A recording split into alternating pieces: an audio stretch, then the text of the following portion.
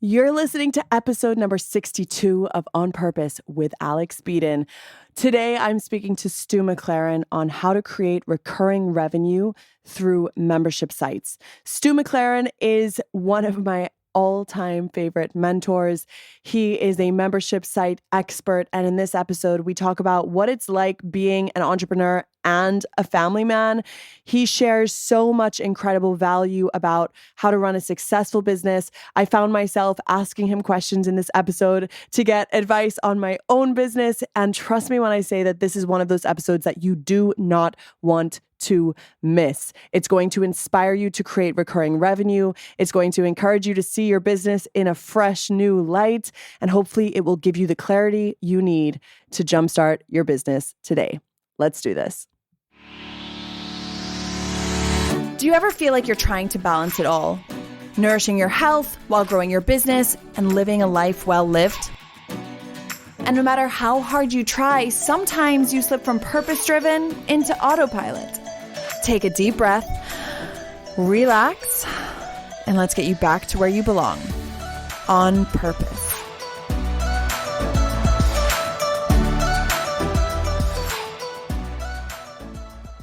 Friends, I'm so excited for this episode. Something I get asked about all the time is membership sites. People are always curious about how to start a business that has a membership site as their main revenue stream. Because guess what, guys? Membership sites mean recurring revenue. So I actually used to run a membership site called the Spark Lounge. It was a $10 a month membership site, and at its maximum, we had 600 members. Now, when I went through some major life changes in 2015, that membership site was really what saved me and allowed me to focus on my healing without having to worry about making money every month. So in 2017, I unfortunately decided to close down the Spark Lounge and I turned it into more of a mastermind experience. But membership sites will always have a place close to my heart. That's how I knew that I had to have Stu McLaren come onto the show. Stu has been such a mentor to me. When he released his online course, Tribe, for the first time in 2016, I knew I had to join. Not only did I take his course, it was my favorite course that I've ever taken. I ended up attending a live seminar with him in Toronto in 2016 on the topic of membership sites, and that was a huge game changer for me. So that's why this episode with Stu McLaren really means so much to me, because not only has he been such a mentor in my business, but also, you know, as a man, like as a family man, I just think he's such a wonderful human being. But in this episode, he also really lays it all out on the table. He does not hold back. He gave so much value in this episode, speaking on everything from the importance of niching down to the difference between front end and back end offerings. And he gave us the best advice in regards to starting a membership site. So this episode is a gold mine of value. Afterwards, I remember just being like, whoa, I learned so much from this episode. So I'm super excited to see what you get from it. But before we dive in, y'all know how much it means to me when you leave a review on the podcast. So I wanted to say a special thank you to Veronica Madrid, who left this one, and I'm going to read it out for you guys. She said, Alex Beadon is the most raw, authentic, relatable business coach I have ever listened to. Her energy is contagious. She lays it all out there for you so that you can learn from her wins and even her losses or lessons. She makes the information digestible for those of us who aren't natural marketers, and she makes you feel like I can do this too. Alex is a bright light, just wanting to share that light with others. She even throws in some of her own spiritual and wellness practices because entrepreneurship is not an easy journey, and we need to keep up with our self-care. All in all, you have found your business bestie in Alex. I have followed several business coaches for years, and my only regret is that I didn't know about Alex sooner. Thank you so much, Veronica. And for anyone listening, if you haven't left a review yet, you can do so on the podcast app. Search for On Purpose with Alex Beadon, scroll down until you see the ratings and reviews section, and then tap the Write a Review button. Your reviews are what helps support this show. So please, please, please take the 60 seconds and write a review. Okay, now let's dive into the juiciness of this episode. And remember, I always love hearing from you guys. So please be sure to tag me in your stories at Alex Beadon, and also give Stu McLaren some love as well. You can find him on Instagram at Stu McLaren. That's STUMCLAREN. Enjoy. Stu, thank you so much for being here with me on the show. I'm so pumped to have you. Alex, it's awesome, and I'm pumped to be here with you. Yay. So the first question that I ask every guest is, what is the most nourishing part of having your own business? Ooh, good one. Okay, so, well, I think right off the bat, the most obvious one is just the flexibility. Okay, so here's an example. I live up here in Canada. And this morning, I had the kids like bumbling into the room, super pumped and excited because today is a snow day for them. So we got tons of snow. There's ice everywhere. They can't go to school. Normally, that would like completely kibosh somebody's day if they didn't have the flexibility to be able to roll with the punches. Yeah. So both my wife and I, we have our own business, we have our own charity. And so we have the flexibility to be able to be like, okay, cool. It's a snow day. Like, what does that mean? Like, what can we organize? What can we plan? Like, how can we make this a fun day versus it being like, dang it, like I got to take day off of work, or I got to find, people to take care of the kids. Now, don't get me wrong. Listen, does it like still throw a monkey wrench into the day's plans? Absolutely. But I think more than anything, the flexibility is the thing that I love. And, for us, we are a family that loves to travel. So we travel a lot throughout the year, even throughout the school year. We take the kids out of school and we travel. We just got back from Dominican Republic. We got back from Costa Rica. We got back from Australia. We took the kids to Kenya with us. So that's a huge part of our lives. And I'm just grateful for the chance that we get to do that and experience those things together as a family. I love that you're someone clearly who puts your family first. I was looking at your Instagram stories. I think it was yesterday. I don't even know what to call what you guys were doing. You were like sliding down this hill full of snow. What is the name of that? Yeah, I know. Again, typical Canadians. It was we were snow tubing. So it's basically you go up like a ski hill, and then you get on like these inner tubes, and then you like fly down the hill, and it's so much fun. It looks like so much fun. I was looking at it and I was like, that's what's so cool about Instagram stories is you get to see someone else's life. Like that's probably so normal for you. And for me, I'm like, whoa, like I've never seen anything like that before. Yeah. For you, especially like being in the sun and on the beaches and it's a totally different experience. But it looked like so much fun. And I love that you were there with your kids and there was just so much happiness in the stories. So to hear you be able to say like, yes, we have freedom and we also get to like have all of these special moments with our family. Do you find that you have a really big difference in being able to invest that time and show up more for your family because you're an entrepreneur? Yeah. Well, here's another side of this, Alex, that I don't think really people talk about, particularly like, when it comes to raising kids and having a family and being an entrepreneur. So several years ago, and I give my wife the credit for this, we had just had our first child, Marla. So she's 7 now. So this was back, she was about a year old at the time. And, anybody who's had kids knows like there's just an added layer of stress when you have children for the first time. There's a lot of stuff that you don't know, you've never experienced before. And like, you're figuring it out. And then you add like all the elements of everyday life that you may not realize are creating stress, but things start to compound. And so Amy and I started, we didn't realize how stressed we were, but we were feeling the weight of all of this kind of stuff, kind of piling up. And one of the days she said to me, she's like, Stu, like, I think I would really love to get some help around the house. Now, I grew up in a blue collar family, Alex, like both my parents, they both, worked 2 full-time jobs. And it was just like our mantra was, if you wanted to get further ahead financially, you just had to work more, Yeah. And so we never had a lot of extra finances available to us. And so if we ever wanted anything, it was like you had to do it yourself. So the thought of getting help was like completely foreign to me. But Amy, outlined it and said, look, we could get somebody full-time for this amount, and here's what that person would help us do. And in our case, it was like, help us with, cooking. We both hate cooking. Like, it's a huge source of stress for us. We love to eat, but we hate to cook. And so we would have, like, every night, I don't know if anybody else experiences this, but every night, like, we would almost have this standoff where we're hoping the other person would get hungry first, and then they'd start making dinner and would just make it for the other person. But we'd end up eating like this crappy food, and it was just awful. And then when we had our daughter, we're like, we can't keep doing this, And so that was a huge source of stress. Laundry was another huge source of stress. So I'd have like hundreds of t-shirts, Alex, because I would just start going through the stack of clean t-shirts. And then meanwhile, the stack of like dirty t-shirts is just building and building and building. And then we'd get to the point where we'd be like, oh my gosh, like we got to do laundry. And then it was like this huge mountain of stress. It was like, we'd put a load in and then we'd forget. And then it would get stinky. We'd have to do it again. And we just did load after load after load. And it was a nightmare. Yeah.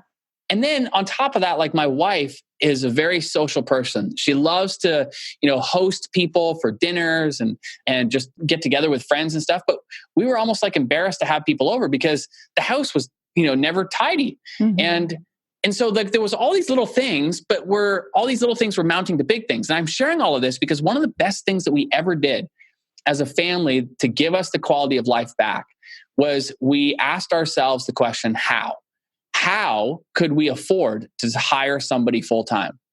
And when we asked ourselves that question, we started getting answers that we had never thought of before.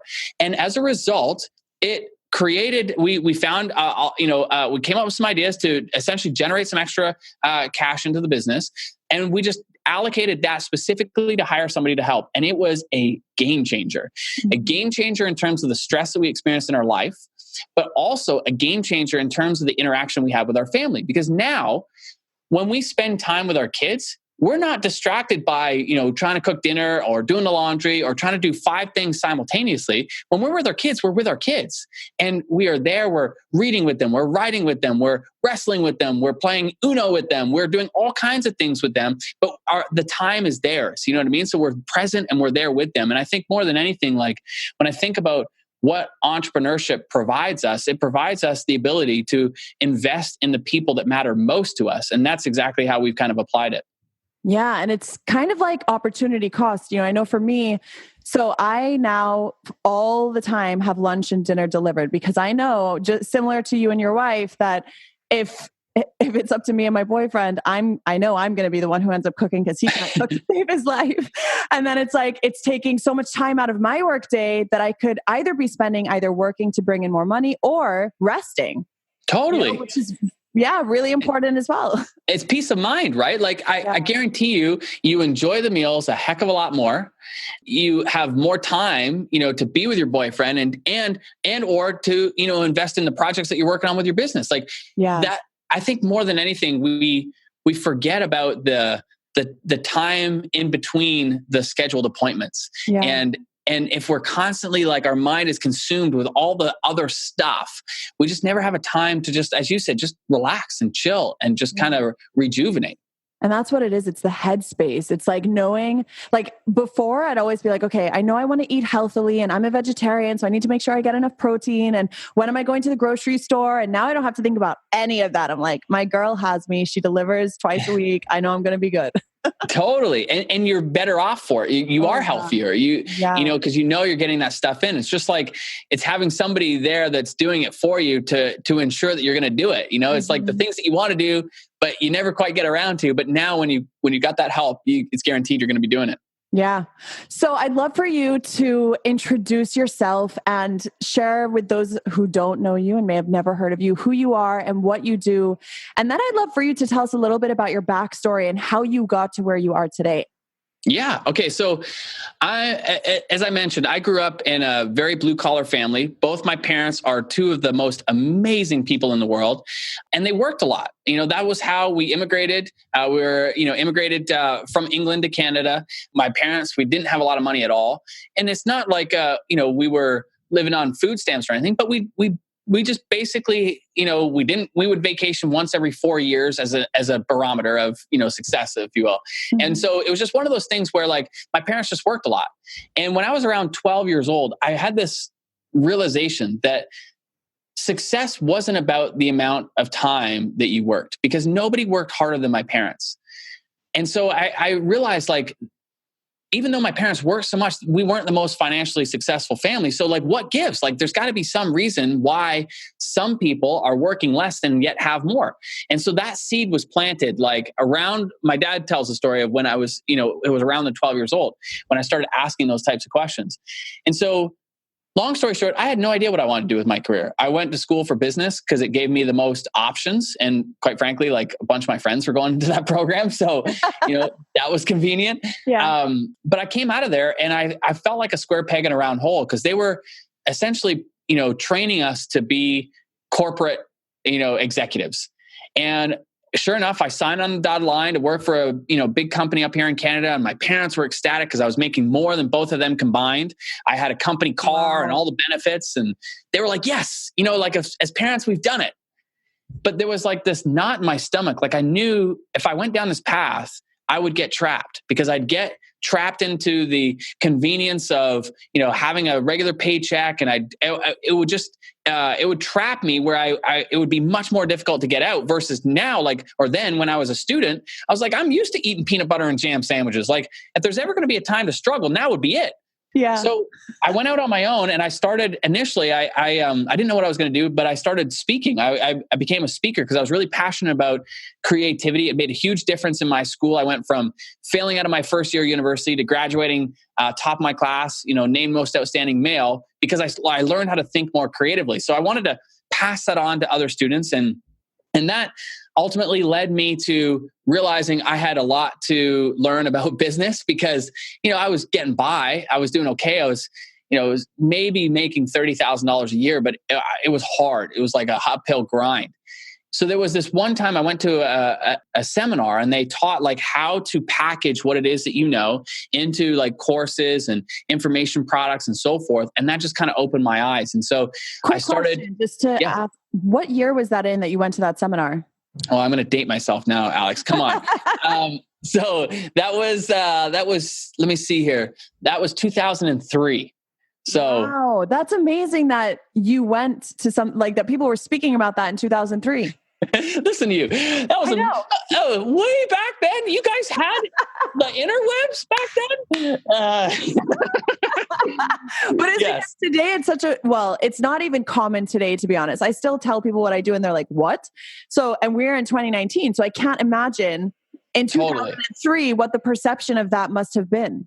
Yeah, it was. Listen, the crazy part is that you could count on both hands, like the number of people who were, quote, like in the online space, if you will. And, wow. But it was, Alex, it was like the most wonderful time of my life, because I was in my early 20s, and I didn't have any responsibilities, and I could just like try things, and I could just experiment. And so one of the things that I learned really early on was the value of finding a great mentor and just investing time to learn and to soak up the wisdom. So I ended up I stopped speaking, and I ended up working for this gentleman who had a very, very successful business, both in the real estate market, but also, he was a very, very successful speaker. And I learned from him, and I learned I essentially became his operations manager. And I learned how he would package what it is that he was teaching, and how he would sell it. And we would do events every month. And I learned so much during that time. And I also built some incredible relationships. And so when it was time for me to spread my wings and go out on my own, one of those relationships called me up, and they said, "Hey, have you ever thought about being an affiliate manager?" And I said, "What? What is that?" And so they explained it to me, and they said, "Look, you would be really good at it. You've got a good head for marketing. You're great at communicating, and you're great with people. And if you're interested, I would love to hire you to be my affiliate manager for this upcoming launch." Now, this was back in 2005 now. And I'm like, okay. So long story short, I agreed to it. And before I knew it, we were kicking serious butt, Alex. We were doing 7-figure launches back then, with old school, teleseminars, and it was just crazy. Wow. But we had so much success, and so the word spread. And before I knew it, I've got this affiliate management business where I'm managing all these high profile clients, doing these multi-million-dollar launches, and I'm behind the scenes orchestrating it all, learning it all. And it was just an amazing time to just like learn. So from 2005 to about roughly 2008, that was my business. That was my focus. And then the writing was on the wall because I was about to get married and I could see that like that business was really high stress. Because if you're involved with launches, Alex, you know, it's a lot of work, right? Yeah, it's a lot of work. and there's a lot of moving parts. And then when you like factor in, you know, sometimes 2, sometimes 3 launches a month that were happening for all the various clients, it was just like high stress all the time. And the writing was on the wall that I would not be able to be with my now wife and ultimately start a family if I am running a business like this. So I had to find another way. And I started talking to people about it. And they said, Stu, why don't you start a membership site teaching what you are doing behind the scenes with all these launches? And I thought, that's a great idea. So I look into it. This was 2008. And the technology then was not what it is now. And I just got lost. Like there was, you know, I had to figure out like server settings and HT access and all this stuff that was like way over my head because I'm not like super technical. And I'm moaning and groaning to a friend of mine, Tracy, about it. And he said, well, dude, like if you could create your own membership solution, what would you do? And I'm like, I would do it this way and I'd have it this way and I'd do it that way. And he's like, man, you're pretty clear on it. He's like, why don't you just create your own solution? And I said to him, like, Tracy, dude, I just told you, like, I'm not technical enough to even set up a basic membership site. I'm like, let alone like code something. And he said, well, why don't we partner together? He's like, I've got a programmer that works with me who's really good and we could partner together and we could create this. And we did. And this was in August of 2008. A month later, we had a beta version of what is now known as Wishlist Member. And then a month after that, October 22nd, 2008, we started selling a Wishlist Member for the very first time. Now, Wishlist Member was a membership platform for WordPress, and it's the world's largest, still is. And what happened was it was like right product, right time. Not only did it fill the need that I had, but obviously there was a need in the marketplace because in the first month it grew. We did $6,000 in sales. The next month was $13,000. The month after that was over $20,000. It just kept growing and growing. And I was like, this is it. So at that point, I let go of all of my affiliate management clients and I just doubled down my attention on growing that company. And we grew it to a multi-million-dollar a year company with, you know, serving tens of thousands of membership site owners in all kinds of different markets all around the world. And that's where I really learned so much about what goes into growing a successful membership site versus the ones that were not growing or were struggling. And so ultimately I started teaching that, you know, several years later. And it came because I was helping Michael Hyatt, who's a best-selling author, and we grew his business exponentially with his membership site. His membership site, we launched in the first week, we had 1,100 members, and then 2,500 after the first year, 4,500 after the second year, 6,000 after the third year. And people were like, how are you doing this? Wow. And so that's when I started teaching what it is that we were doing. And that's what's brought me to today, where Tribe is our signature program. We run it one time a year, and we serve thousands and thousands of entrepreneurs who want to learn how to take what it is that they know and produce recurring revenue by serving their audience on a monthly basis. And I'm having the time of my life, Alex. I honestly I've never been happier. I've never been more fulfilled, because it's not about me and it's not about even what I teach. It's about the results that people get. And that's what lights me up. And it's just an incredible time. So that's like the whole backstory and how we got here. That was amazing. Thank you so much for sharing that with us. Yeah.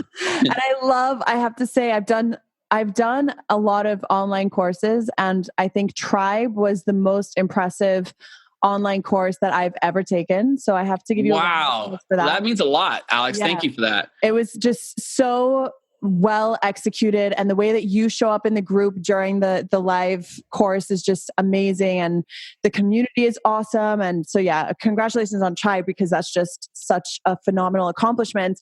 And I feel like I joined, when was the first year that you did it? I think you were an original OG, Alex. I think I was too. Yeah, it was 2016 was the first year that we did it. Yeah, that was when I joined, 2016. And yeah, that's crazy. Wow. Okay, so I want to talk to you about membership sites, because obviously you are the king of membership sites and you know so much about membership sites. You have a whole course on how to create successful membership sites. I get asked questions all the time about the possibility of creating a membership site, and I always direct people to you. But for anyone who's listening and they're like, okay, I want to start a membership site, I have this idea, what would you say are some of the most common pitfalls that you see new business owners make when they are creating their idea for their first membership site? Great question. Okay, so couple things right off the bat, and this is not necessarily solely related to membership sites, but it's definitely impacts the success of a membership site. And that is one of the biggest pitfalls I see people is that they're not specific enough in who they serve and the problem that they're trying to help solve. So oftentimes we have a fear that if we narrow the market in terms of who we are marketing to, that we're going to, cut our results in half or whatever it may be. And so we want to try to appeal to as many people as possible. And so our marketing is very broad, it's very general.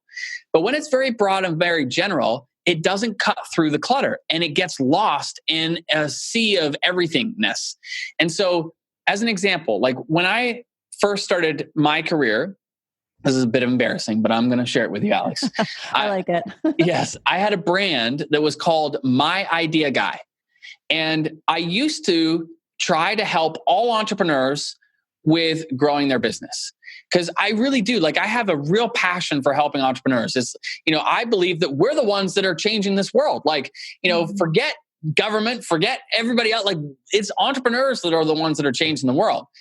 And so I want to help them. And so I've always had that passion, but I was so broad and I was competing with so many other people who were wanting to help entrepreneurs. But the moment that a mentor of mine who helped me see the obvious, and I didn't think it was obvious at the time, but he said to me, when we were experiencing all this success with membership sites, he's like, Stu, why don't you just specialize in that? And I'm like, no, because I started to get all like concerned, like that's not all I am. Like there's so much more that I can help people with than just membership sites. But this is the secret for everybody. Because I took his advice and I narrowed down my focus and I specialized in helping people generate recurring revenue through membership sites. And as soon as I did that, it was like all of a sudden I had a ton of momentum on my side. And the reason is because now I was solving a specific problem. And it was very easy for people to refer me. You said yourself, Alex, that like when people ask questions about membership sites, I'm the person that you think about immediately afterward. Yeah. And it's the same with you. Like when people ask questions about Instagram, I'm like, you got to go see Alex, Yeah. And it's the same, like another friend of mine, Sunny Leonarduzzi, was several months ago.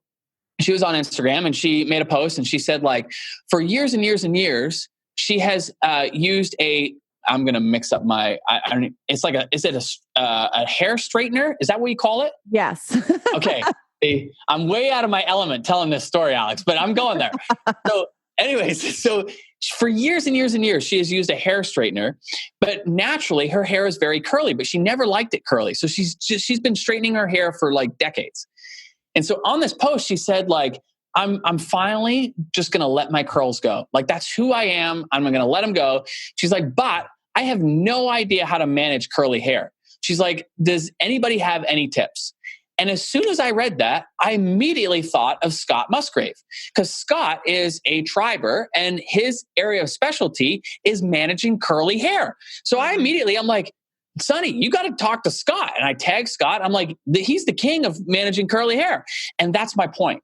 Yeah. When you specialize, when you're focused on the front end, it makes it really easy for people to be able to refer you. And it makes that entry point so much easier in terms of attracting people. So one of the big mistakes is that people are trying to be too broad. They're trying to serve everybody because the fear is that if I narrow who I serve and how I serve them, that I won't be able to build a viable business around it. And the reality of it is today more than ever, you can build a very profitable business by specializing. And so the thing that I always suggest for people is become known for something specific. So that's the first mistake, is they're trying to be too broad and trying to help too many people. Mm-hmm. I'll give you one other big pitfall that people make specifically with membership sites, is that they are not clear on the journey that they are trying to take people through, or the transformation they're trying to create for people. So a lot of times, the membership sites that do not experience growth year over year, they are struggling because what they do is they just dump a whole bunch of information in a members area. And the thought is like, the more information I provide, the more valuable the membership site is. But that's not true. And this is the takeaway that I want everybody listening to really write down and cement in your brain. The value of a membership does not come from the volume of information you provide. The value of the membership comes from the speed of implementation. So this is all about helping your people implement what it is that you're teaching easier and faster. And the number one reason that people leave a membership site is not because the content isn't good, it's because they're overwhelmed. And so it's counterintuitive that you provide less information and more support in helping people implement that information. And so part of that is that knowing where you are taking people. Where are they now?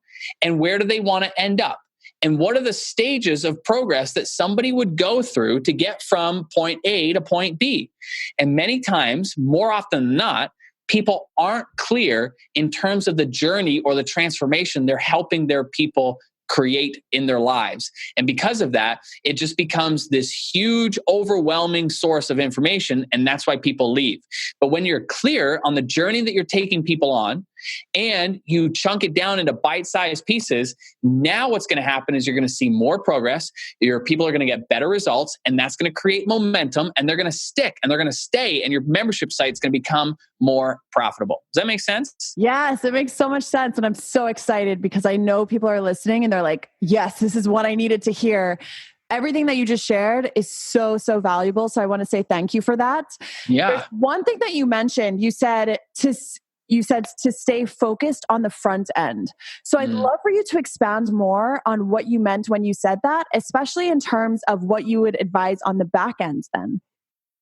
Well, think of it like the gateway to your world of awesomeness, right? So the way I look at it, and this, in full transparency, this was my fear of specializing, or becoming known for something specific, was that there's so many other ways that I can help people, beyond just membership sites. Like, I've got a wealth of information based on, as you now discovered, decades of experience. Yeah. In a variety of different areas when it comes to marketing a business online and just in general. And then and so I want to share that. There's other areas of my life that I want to share, like, how we're, raising our kids as an example, the charity work that we do. And so I want to have that infused in all that I do. But if I try to incorporate all of that on the front end, it's too broad. It's too messy. It's hard for people to, in their brain, compartmentalize like where I fit in their life.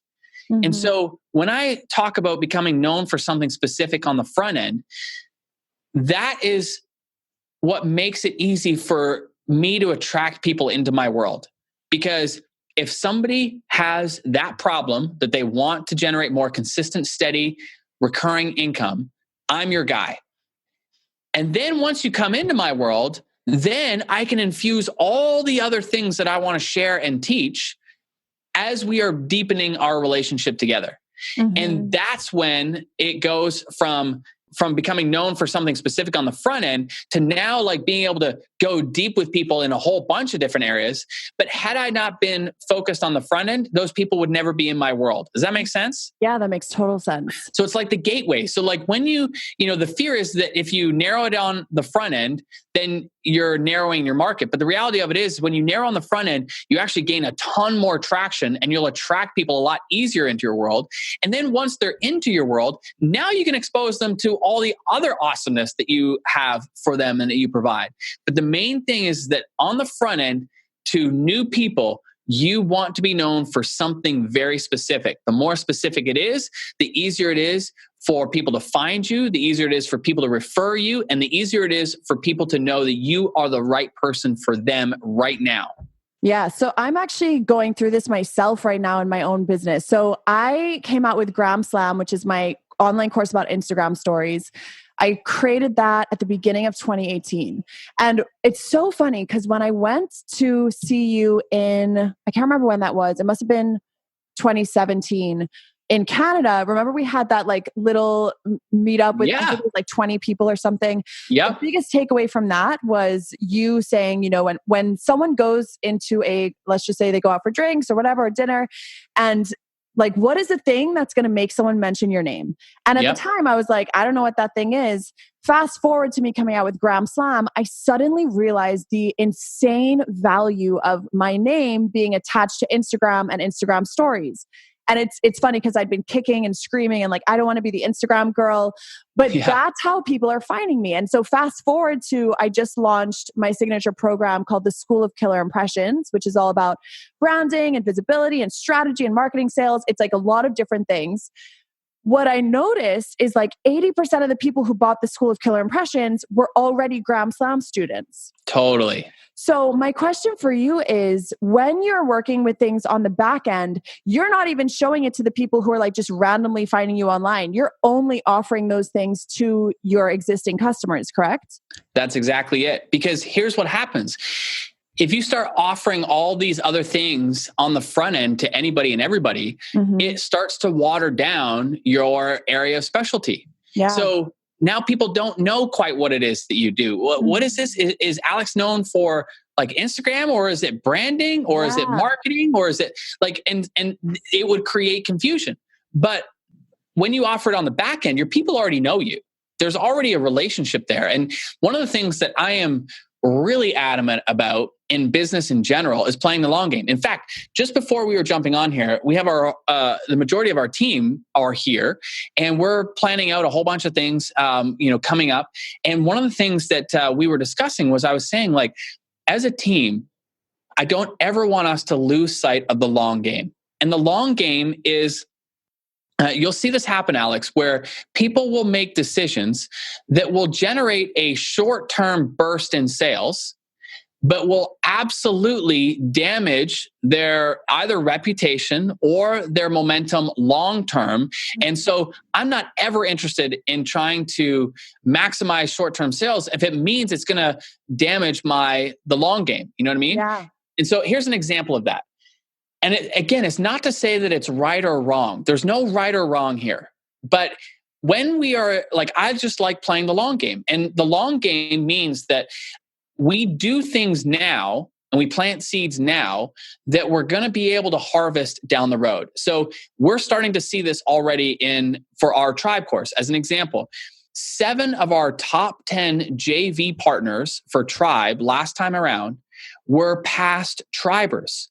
And the reason is because our focus is on helping people get a result. So when you come into our tribe program, we call it's this funny thing we call the Circle of Awesomeness, which means the step 1 is we make a sale. Step 2 is our entire focus as a team is to help people get a result. And the results could be the big wins, like the Patty Palmers who have launched a membership site and have over 6,000 members, part of her membership 2 years later. Or the small wins could be Ginger, who did her very first Facebook Live. But the reason that that's a win is because that Facebook Live is going to lead to her building her audience, which is going to lead to her launching her membership, which is going to lead to all these other things. And so we celebrate the big wins, the little wins, and everything in between. But the focus for us as a company is to get a win and to get a result. And the reason is because step 3 then is if we've got a result, we have a great story to share.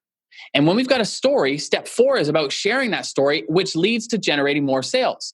And so when I look at the long game of what's happened in our business, in 2.5 years now, we have grown this company. In the first 6 months, first 10 months, our company went from $0 to $6 million. And then we have done, every launch that we've done is a multi-million-dollar launch. Our last one was a $3.45 million launch. And it's crazy to conceptualize that. But the reality of it is the momentum keeps building. Yeah. Because we play the long game. And so I share it with everybody here because when we are making decisions, we want to make decisions where we're always factoring in how this will impact the long game. And so on the front end, when we're coming back to what we're talking about, front end and back end, front end, the more specific you are, the more momentum you will build over time as you become known for that area of specialty. The danger is that as you build that momentum, you're going to have more success creates more opportunity. So you will want to do a whole bunch of other things. And that's the temptation. If you start doing all those other things on the front end, now you start watering down that messaging. Yeah. And so it may produce some revenue in the short term, but long term, now it's going to impact what it is that you're known for, and people aren't going to be clear on how to spread the word. And so it's about holding that discipline. What are you known for on the front end? And then on the back end, you can serve people in all kinds of different ways. Like I highly recommend you do that because you got that relationship with people. But on the front end, become known for something specific and stick to it. That's such good advice. I love it. I feel like I had to listen to this today. It's rare that I interview people and I'm like, oh, I got a big aha moment, but that's so great. Such a great share. Okay. So I want to ask you a few questions. You spoke about the value of finding a great mentor. And I know a lot of people heard that and they were like, okay, well, how do I find a great mentor? What advice would you have for someone? Okay. This, I don't know where I learned this, Alex, but it has served me so incredibly well. And that is like, you know what it is? It's back to the long game again. Okay. I'll just be frank. It's back to the long game again. Because even when I was in my early career, I knew that like I had time on my side. So in my early career, it was just like, okay, like let's learn as much as I can learn in the fastest way possible. And so I would volunteer. I would work for free. In a variety of different environments just to learn. So here's an example. I mentioned the mentor that I ended up working for his company. The way that happened was I went to his seminar. I was a paid attendee at his seminar first. Mm-hmm. Then I offered to come back to help as a volunteer to help them, with the events that they were running. And then through that, I just kept volunteering, and finally, we got to know each other on a first name basis, because one of the things that he taught in his seminar that I've never forgotten, he said, it's not what you know or who you know, it's who knows you. And by the way, isn't that amazing how that connects with what we just talked about with becoming known for something specific? Yeah. I digress. Anyways, I just made that connection myself. I'm like, dang, that happened way back then. But so he got to know me, and then that's when he offered me this a job. And so again, I knew that wasn't going to be my like lifelong career, but it was an awesome opportunity to learn real world, rolling up my sleeves, getting into the trenches. Similarly, I did the same thing for a huge seminar company up here in Canada, where they would put on events with like 5, 6, 7,000 people. I got to meet President Bill Clinton. I got to meet Dr. Phil. I got to meet Lance Armstrong before he was Lance Armstrong, the discredited cyclist, but I got to meet so many incredible people and learn from them firsthand and develop relationships. And it's because I wasn't focused on trying to get what was mine, if you will, in that moment, but really just playing the long game, like knowing that all of this leads to something down the road. Yeah. And so here's my advice. One of the things that I recommend is that you first identify the people that you would like to learn from. So getting clear on who you would like to learn from is the first big step. And I would recommend that you look at not only, the success that person may have that you want to, one day have for yourself. That's one thing. But I would also look at the values and the beliefs and the philosophies that they live by. And is there alignment in those? And if there is, then that's a very good sign. If there isn't, it's probably not a good environment for you to learn from, because you'll feel this inner conflict all the time. So align yourself with people that have achieved what you want to achieve and have similar values that you want to aspire to. That's step number one. Step number two, believe it or not, is actually a heck of a lot easier than people think. And that is reach out to them. And the way that you reach out to them is that you don't say things like, hey, listen, I love what you do. And if there's any way that I can help, please let me know. You will never get a response, because no mentor or a potential mentor is just going to randomly like ask some random person for help. You know what I mean? Like, so Yeah, and here's then you're putting it in their hands to figure out where to put you. Like nailed how to it. put you to good use. Yeah. That's exactly it. Like it puts the pressure on the mentor to figure that out. Not good. So instead, what I'd recommend that you do is find something specific that you could help them with. So here's a perfect example. So we have somebody who works on our team. He's an amazing individual. His name is Sebastian. The way that we started working together was he saw that I was going to be doing a video shoot. So he was watching my Instagram stories and he saw that I was about to go do a video shoot. And he sent me a message and he said, "Hey, Stu, I am available during the day if you need an extra hand to carry some video equipment or to help with your video shoot in any way." He said, "I'm happy to just be an extra hand on set, just to be helping you guys carry stuff so you don't have to worry about it."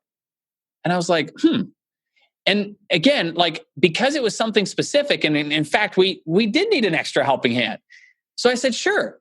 So he came and he helped during that video shoot, and it was amazing. Didn't ask for anything, wasn't looking for anything. He did what he said he was going to do, which was come and help. Yeah.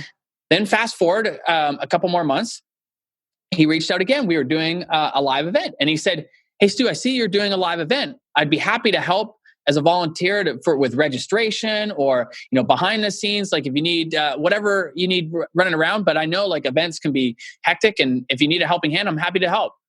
And I was like, "Yeah, actually, we do need extra help specifically for registration." And so again, he came and helped. And little by little, what's happening here is that we're building a relationship. I'm getting to know Sebastian. And we're talking, and he would in that when we were together, and we'd be on eventually, like he was volunteering everywhere that he could, and he had a corporate job, and this was the funny part, like he had a corporate job, but he was looking to transition out of that, and he wanted to be in an environment that was more entrepreneurial, where he could again learn. And so eventually, we had the conversation where I said to him, I'm like, "Sebastian, I'd love to hire you full time, but I can't match what you're getting paid in your corporate job." And he said, "Well, I don't want you to match what I'm getting paid in my corporate job." He's like, "I'd love the opportunity to come work with you guys, because I love being in that environment, being able to learn, because my wife is launching a membership site. And so for me, I'm sitting soaking up all of the wisdom that is being shared in the office. And I just go back and I share that with my wife, and we're growing our membership site together." And I'm like, "This is amazing." So Sebastian now like works full time for our team, and he's like the most incredible individual. And like I said, that relationship continues to blossom, where he is a fluent Spanish speaker. He's originally from Argentina, and he's likely going to be the face for a Spanish version of our signature course, Tribe. Wow. Crazy, right? And that's so cool. So I share this because Sebastian was playing the long game. If he had come to me and just said, "Hey, Stu, I see that you're not, you don't have a Spanish version of Tribe. I think I should be the face of it. Do you want to partner?" That's a huge ask. Like, yeah. I'm never going to say yes to that. But because now, like, he just was very specific in how he could help. He reached out. Because he had a plan of how he could specifically help, I was like, yes, we need that help. And we just started developing a relationship. And so when it comes to finding a mentor, take the responsibility of identifying areas where you could specifically help that person. And will they say yes every single time? No, they're not going to say it every single time. But I'm telling you from experience, you will put the odds of in your favor the more specific you are in how you could help. And that begins the relationship. And when you play the long game, you know that a relationship starts small in the beginning and it blossoms over time. And that's exactly what happened in my life. It's exactly as with the example of Sebastian has happened in his. And it's exactly what can happen in your listeners' lives as well. Fantastic. Thank you so much for sharing that with us. I feel like that was so step-by-step, in depth. You gave us an example. That was wonderful. Thank you. Yeah, it's, I think today there's more opportunity to learn from others than ever before. And we're so much more connected today than ever before. I mean, I know, like with Instagram direct messages and, Twitter and Facebook messages, like I answer all of my stuff, and I know, like there's more accessibility to people today than ever before, but it's all in the approach and being, mindful and respectful and being, giving it some thought ahead of time versus just like putting the responsibility on the person you're trying to reach out to. Yeah, for sure. Okay. So I want to ask you some wrap-up questions that I ask every single guest at the end of every episode. The first one is, what is one thing you do that has been a non-negotiable in the success of your business? Good question, Alex. Golly. Okay. A non-negotiable. Okay. Well, for me, definitely like we have boundaries in our family as it relates to the business. So this has been one of the things that has been the hardest to stick to, but has absolutely, it's the long game with our relationship and with our family.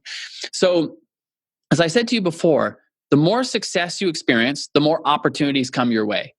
Now in my business, the way those opportunities start coming my way is like, people ask me to speak at their events. And I love to speak. Like, Alex, it's like one of my passions. Like, I love sharing from stage and I love entertaining people. I love, telling stories and helping people. But there's a downside when you have a young family. And that is every speaking engagement pulls you away from them for a period of time. Yeah. And when those start stacking up, before you know it, you're gone from your family weeks on end. And so one of our rules, if you will, as a family, is that I'm never away from the kids more than once a month. And if I am, like if there's a situation where perhaps I have like, my own event, my own mastermind, and I'm asked to speak at another event, and there's the potential that I'm going to be away, what we do as a family is we bring the kids with us to whatever event we're going to. So that's just like one of those rules where like it's a non-negotiable that I'm never away from the kids more than once a month. Now, listen, I'm telling you here in full transparency, this is like one of the hardest ones for us to stick to. But I give Amy, my wife, credit because she absolutely keeps us on track. And what happens is, as a family unit, we're just closer. We experience more together, and we involve the kids in the whole experience and what we're doing with the business. The kids speak from stage. Like my 7-year-old, it was so awesome at our event last year. She's progressively got more and more comfortable coming up on stage, and initially just started like her dancing with me on stage. And then, and then the first year she made an offer. She was selling these little bracelets because she wanted to make some extra money. And I said, look, Marla, I said, there's an awesome opportunity for you there's 700 people coming to, Daddy's event. Like, what could you create then you could offer the people there? And so she made these little bracelets, and the people were so incredibly generous at this event. Like they bought, her bracelets. And, in hindsight, I needed to go over money management with her at that point because like she didn't know the difference between a $20 bill and a $5 bill. And so, people would just give her 20 for a $5 bracelet and she'd be like, thank you. I'm like, no, honey, like, you gotta give them change back. But we involve the kids. And that's my point is like, as a father, like I know that these years are the most valuable years. And the more time I invest in them, the closer we're going to be as a family unit. But also like, I want to be the one that's speaking into my daughter and my son's life as much as possible. Yeah. So that's a non-negotiable for me is being with the family. And it means that sometimes I've had to say no to some incredible opportunities, but it is what it is because I'm playing the long game with the family. Yeah. Oh, that's beautiful. Okay. Share a mindset shift that has made the biggest difference in your life as an entrepreneur. Hands down, this one is the easiest one for me. It's all about what money means. So for a long time, back in the day when I had that affiliate management business, it was doing really well. Like I was making more money, as I said, than definitely both my parents combined, by a factor 3 or 4. But here's what would happen. Every time I would get around the $400,000 mark, this weird subconscious, limit would kick in. And it was like my subconscious was like, whoa, Stewie, listen, buddy, you're getting way too much here. Like, and so I would start doing stupid things. Like I just wouldn't call clients back, or I wouldn't run marketing campaigns that I knew worked. It was like my subconscious was like getting afraid of making more than a certain amount of money. And for me, it was right around the $400,000 mark. I would start to feel incredibly guilty. And so I'd start self-sabotaging myself. It wasn't until years later when my wife and I were looking to build our very first school for our nonprofit charity. And I'm in Kenya, and I'm talking to the chairman of this community, and I'm trying to find out like how much things cost. And long story short, I asked him the question. I said, how much does it cost to fund the full-time salary of a teacher? And he stopped for a second. And he said, it's about $100 a month. And in that moment, I made this connection because I was selling our wish list software for $97. So I thought, holy cow, like if I sell one more license of Wishlist Member and I just allocate that to funding the full-time salary of a teacher, like imagine the impact I could start to have. Yeah. And then the real light bulb went off, which was like, whoa, hang on a minute, Stu. What if you make a boatload of more money and you allocate it to the causes and people you're passionate about? Imagine the impact you can have then. And then I was just like, that guilt of making money just evaporated. Because in that moment, what I realized was that making money is incredibly honorable. Because once you have it, now you can do so much good with it. And so now I love making money. I never apologize for it. I love it because the more money I make, the more impact I can have. And so that by far was a massive mindset shift for me. And it shows in my income. My income busted through that $400,000 mark and went on to multiple millions of dollars, where now I have no problem whatsoever when it comes to money. I love making money because of what that makes possible with the people and causes that we're passionate about. That's beautiful. Thank you for sharing that. Yeah. Okay. The next question is fill in the blank. The book that changed my life was... Ooh, there is a couple. Wow. Okay, my early career, the book that shifted everything for me, that took me from failing out of my first year of university to graduating top of my class, was a book called Jumpstart Your Brain. This is one that probably people have never heard about. It's called Jumpstart Your Brain. It's by a gentleman by the name of Doug Hall. He wrote a follow-up book to that called Jumpstart Your Business Brain, equally as good. But Jumpstart Your Brain, for me, was all about how to think more creatively. And I applied that to every area of my life then, and I still do now. So that was a game changer book for me. Fast forward up to when I decided to sell my shares of my Wishlist Member software company. The book that instigated that all, well, there was two of them. One was called The One Thing by Gary Keller and Jay Papasan. And similarly, there was another book right around the same time that had a similar message. It was called Essentialism by Greg McKeown. Yes, I love that book. Both those books were like game changers for me because it really got me focused on like what matters and what, we talked about today about like, becoming known for something specific. It's very similar, like, getting central on what is your one thing. Yeah. So those books were game changers for me. And then recently, like I've just read an amazing book that has my mind just bubbling with ideas called The Power of Moments by Chip and Dan Heath. And this book is all about how to create moments for in people's lives. And this is something that I like. For me, is I get lit up by crafting surprises. Like this in 2018, I pulled off the most epic surprise that I've ever. I saw it on Instagram stories. Yeah, it was like it was a year and a half in the making. So I love surprises. I love surprising people, and I love creating moments. But what this book really opened my eyes to was the opportunity that we all have to create moments for our clients and customers in the way that we deliver our products. And last year, we started, I had just got the book as we were starting to deliver our course last year. And it got my wheels turning. And so we started to apply some things last minute, and it made a huge difference. And our experience of Tribe last year to the years prior, it's like, I can't even describe it's like, before it was like, I'd give ourselves like a B. This was like an A+. Like it was just a whole different level of experience.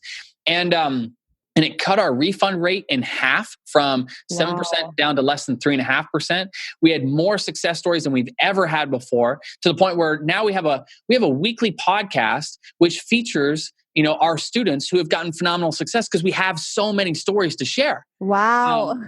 Yeah. And so that book, and I still keep sitting with it. I just listened to it again in audio because I just think there's so much opportunity to create these moments for people when they buy from us. Like, I'll just give you one little example. So last year, one of the things that I challenged our team with was to think through how we could take the most mundane part of a transaction and just give it a lot of life and excitement. And so last year, we focused on the thank you page. So after somebody buys from us, typically there's a video that says, hey, this is Stu. Thank you so much for joining Tribe. You've made a great decision, blah, blah, blah, blah, blah, blah. Well, what we did this year was we had that video. And so I'm saying that to camera. And then our whole team is like kind of working in the background as I'm filming that video. Yeah. And somebody pipes up and says, wait, Stu, what did you say? And I kind of look back at the team and I'm like, oh, you didn't hear? And they're like, hear what? And I'm like, oh, this person, they just bought Tribe. And they're like, they just bought Tribe? I said, yeah.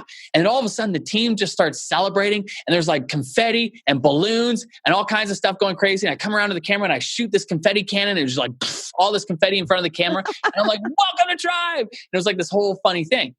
Well, long story short, during our webinar, people had purchased and were coming back on the webinar and saying, oh my goodness, if you haven't seen that thank you video yet, you got to buy just to see the video. And if the course is anything like just this thank you video, it's going to be an amazing experience. Wow. And so it's like one of those things where it was a little moment that made a huge difference. And now it sets people into this incredible mood and it's framed up their whole experience in a way that just puts them in this positive vibe.